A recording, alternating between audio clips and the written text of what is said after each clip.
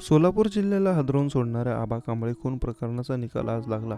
या खून प्रकरणात 7 जणांना सोलापूर जिल्हा सत्र न्यायालयाने सुनावली आहे. जन्मठेपेची शिक्षा सुनावण्यात आली आहे. कोर्टाने तब्बल 6 वर्षांनी या खून प्रकरणाचा निकाल दिलाय.